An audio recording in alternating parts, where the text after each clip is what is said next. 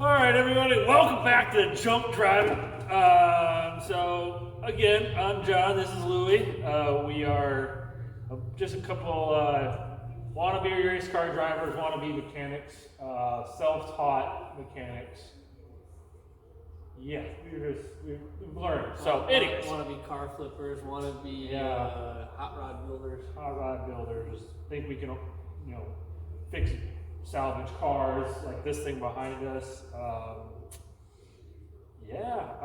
So we'll just, Lee reminded me to do a little recap of last week because we really didn't follow up with the truck. That's what we're doing right now. The V10. We did not follow up last week because it was a debacle. Well, it wasn't a debacle, but we just spent a lot of time trying to diagnose it ourselves. So what happened? Reality. Well, you messed up. No, what happened? Why was it a debacle? Okay, so why was the debacle was because we were changing. Was it the thread repair? No, it seemed like a turn. I wasn't here for that, so that's good. That's good. No, it was we were still having a miss in one of the cylinders, or it felt like a miss. It didn't rumble like it's a V10, so you're not missing a lot. So it's not giving you a lot. But when you're sitting in the driver's seat, you can feel the engine kind of doing a little hiccup in it. So anyways, we were trying to diagnose it ourselves, but we don't have a scanner here or anything like that, and our neighbor didn't have a scanner for us to see which cylinder was misfiring, and it wasn't throwing a check engine light or anything like that. So we tried to diagnose it by disconnecting, switching coils over to see if the coil was bad on one versus the other. Louis thought it'd be funny to throw coils and things like that after we got them out. He thought that's what was wrong with it. That's his, that's him. Anyway, so we just kind of scrapped it up as that, and we just left because we didn't have the tools to, or at least we didn't think we could figure it out. Plus, we had our other junk to work on that night. So. And we had other stuff to work on. So 9 out of 10 cylinders ain't bad. Yeah, that's winning in my. I was a betting man. I got 9 out of 10. Whew, put the money into that one. Anyways, Louis took the truck home, and it was still misfiring. Didn't you say that it was like misfiring worse? Oh yeah, on the road. When it was in like overdrive, like pulling slowly, it would shake the whole truck. And check engine light never did. I was trying to get it to come on, but it wouldn't do it. But anyway, so the next day, Tuesday. Yeah. My brother-in-law and I, we had bought a semi-nice like a personal scanner, not like a professional one, but it's like a $600 unit, and we spent that money on it because with all these cars, especially like these cars and things like that, to bleed brakes, you need the ABS to be kicked on and stuff like that, and it can be kind of a pain in the ass if you're changing out pizza. And so I grabbed the scanner from him, and Louis came over, and it was able to tell us that there was a fault in one of the injectors. So we're sitting there while it's idling, and it's not pulling any check engine light codes or anything because it wasn't. I don't know if it could tell that it was misfiring, but you'd think an injector not producing fuel, there'd be some kind of code. But whatever. Anyways, it was saying on the readout, all 9 out of 10 cylinders had no faults, and then one had a fault. Louis climbed up the engine to figure out which one it was, and he kept pushing on it, and he could see that it would go from fault to no fault, fault to no fault on the screen. So Louis unplugged it. We got a light and everything like that, and down inside of the actual female end of the plug, a piece of plastic from what looked to be the coil pack clip-in had broken off, or a little chip of it fell off and fell inside of the actual female end of the injector. So when Louis dug that out of there, we put some dielectric grease in there, plugged it in, and it runs perfectly fine now. So definitely having something like that at your shop definitely would be beneficial, just so that you're not hunting like we were the night before, where we were trying to change out the coil packs and things like that, which, it should have been that simple, but you would never have expected to have a little chunk of something jammed down inside of there. But I think we narrowed it down even before the scanner of which cylinder it was, because you unplug stuff and it wouldn't change the pitch of the motor. All the other ones would affect it. So anyway, so that's all fixed. We're still kind of guessing. Yeah, it's all fixed now, so it's all good. We're just you know, lying in wait for the other ones to exodus the vehicle once again. So that probably will happen. So that thing is probably not done coming back in here. And we did see some other codes on there, O2 sensors and stuff, which would be the worst thing to change out, because that's really that affects quite a bit. And I think, you know, older vehicles, they say every 75,000 miles, and newer vehicles, they say 150,000 miles, and that thing has 230,000. So it probably would be the worst to look into investing in those, even though they're quite pricey for some of those units. But I mean, it's probably worth it in the long run, especially seeing how the fuel mileage in that truck is bad in general. This just maybe give you a little bit, but yeah, who knows? It's probably nothing. It's like a temporary, permanent thing that we're not going to do that. So, and then last time we actually took out, we'll bring you on over here.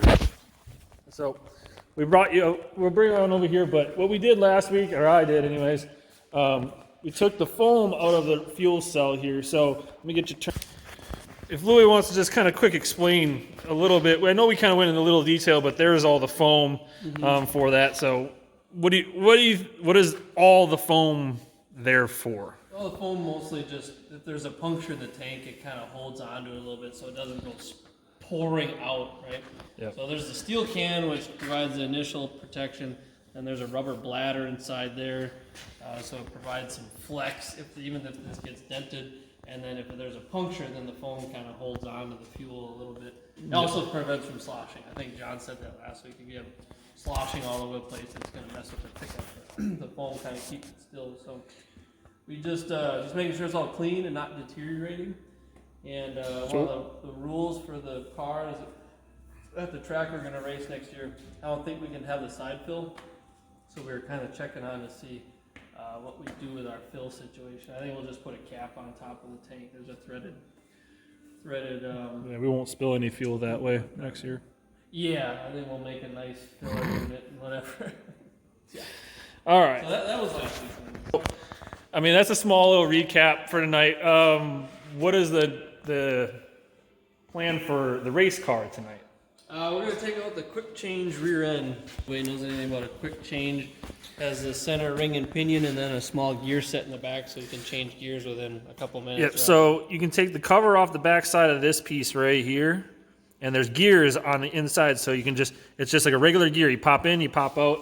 We'll get you in there a little later, and we can show you all about that, the gears themselves. And then my project for tonight, I think that's pretty much what we're going to do with that. My project for tonight is this thing. So this is my 2014 Ford Explorer Sport. Bought it from Copart this year. I bought it as a mechanical salvaged vehicle. So I know if you're ever on Copart, I'm sure people, if you're going to watch this and you've been on Copart, you're kind of wondering what the heck that means. Well, it can mean an array of things of, the engine's blown up, transmission's messed up, drive lines messed up in some way that was due to an accident, which I bought this thing, again, sight on scene, never saw it, never did anything. I did do a quick Carfax on it with the VIN number to see what happened and what they're going to document it as. I did call the dealership that it went into, and I called the service guy, and I asked him, okay, can I give you a VIN number and tell what was done or what was wrong with this vehicle?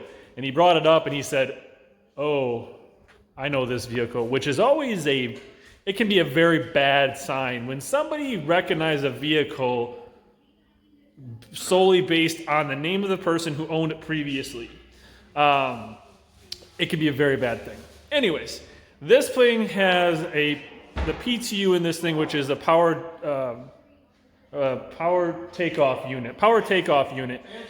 It's a transfer case is what it is, but they call it a power takeoff unit. And Fords, from Tauruses to Flexes to Explorers, they all had what's the mid-range smaller than this one? The Edge. If you have an all-wheel drive system or all-wheel drive one of those cars in that year, you're going to have a PTU, power takeoff unit, which is the all-wheel drive system that drives power to the rear wheels. and they are very susceptible to breakage, blowing it up, and fluid running out of it, and blah, blah, blah. If you guys want to take time to look at that, let me know. I can go way in depth with it because I've had 3 vehicles with PTUs in it. Louis has replaced 1 PTU on my Fusion I just sold because it was going bad. So what happens is they get overheated, push fluid out the top, and burn up the bearings inside, and you're screwed. So it's just a very bad flaw that Ford decided to do to make it a cheaper alternative. Instead of making a whole transaxle unit that does the driving for front and rear tires, they decided to do a transmission with a bolt on, but it was independently had its own fluid inside of it that didn't have a cooling system to it.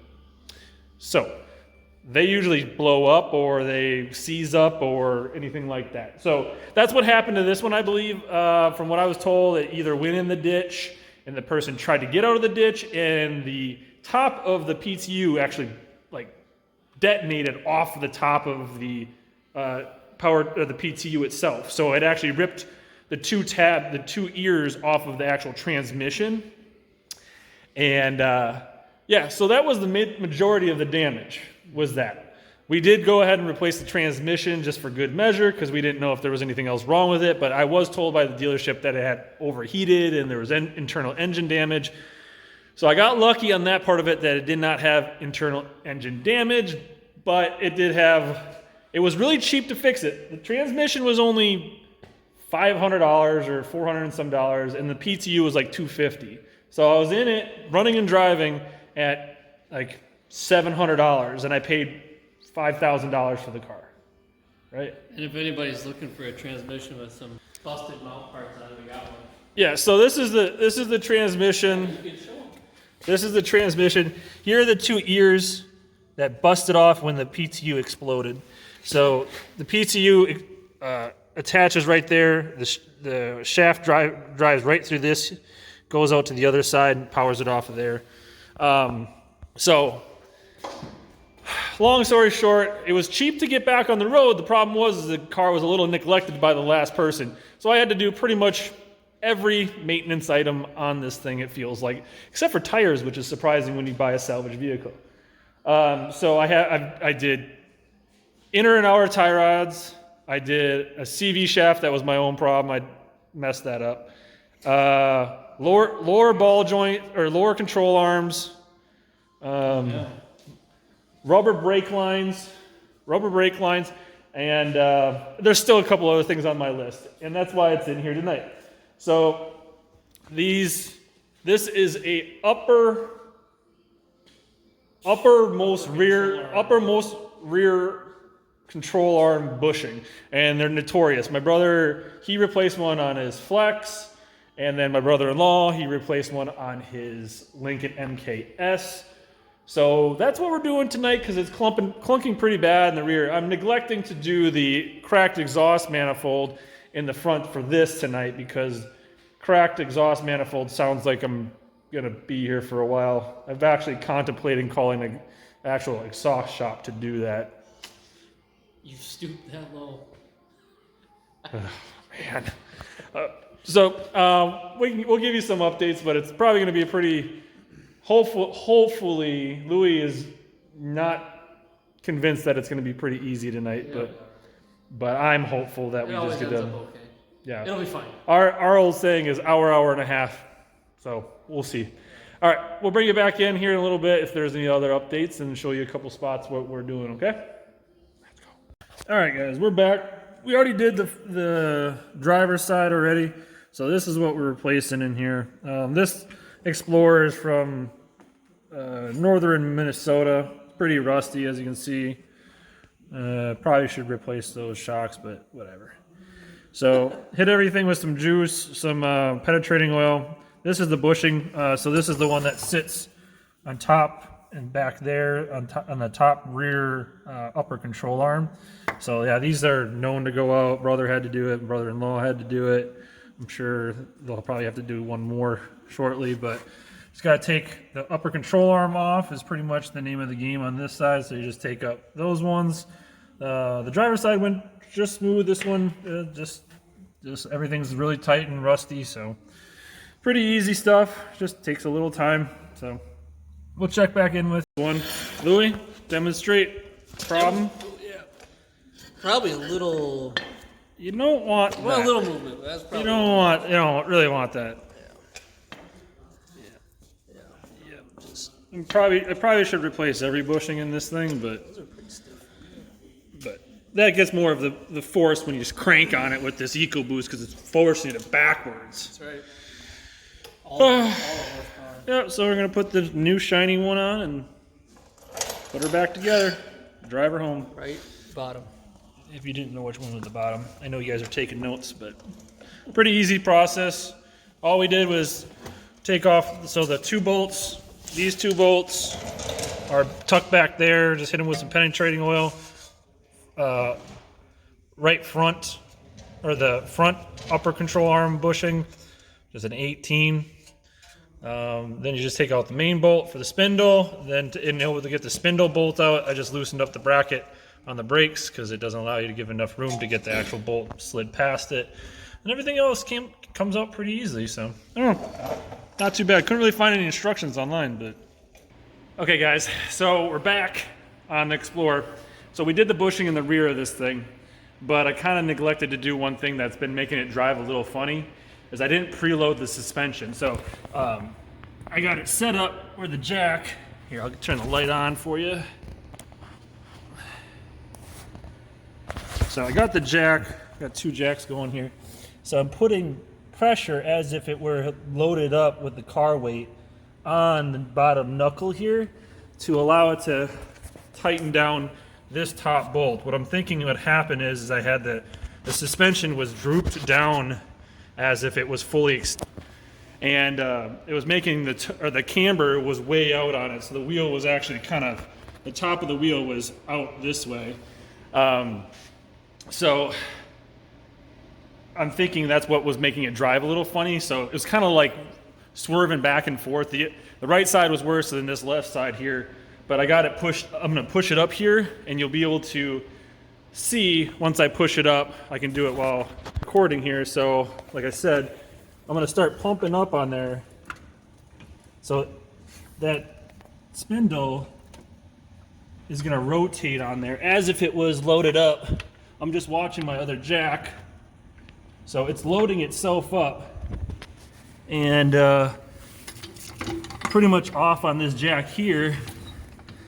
So now all the weight is up off of that thing and it's at ride position because the weight of the vehicle is on that. So it's a very key thing to do. I mean, this Explorer on that knuckle itself, it has 5 different bushings on there. So it definitely could play a factor in this. So I loosened up bushing in the rear. So there's 1 bushing here. That one is a linear bushing or a regular bushing. So this one doesn't have anything to do with me torquing it down, I don't think. But this is the one that I was more worried about. It does feel a little soft on this one side, so I did have one on order, so we'll see if that's a big issue. So I'm gonna tighten this all back down and see how she drives. All right, so we buttoned up the Explorer for the night. That worked out pretty well. Oh, you wanted to do Nice job, John. Yeah, I want to do this. You said update, you said picture. Well, we're on to the race car, and we're working on getting the quick change out. Take it down for service for the off season. I'll give you a quick peek at what the quick change program is all about. So inside here is a ring and pinion, just like any other standard rear axle, or front axle for that matter. But with the race car program, you are always changing gears to try and find a little bit more speed. So like a long time ago, came up with the quick change gear set. So when the drive shaft drives through the pinion gear, it drives through into this gear on the bottom and then through the larger one on top, and then there's a little jack shaft that goes to almost another pinion gear, and then that turns the ring gear, so you can make your gear changes really quick. Just take this little cover off, switch your gears, cover back on, gear oil in, you're back on the track. John's only done that a few times.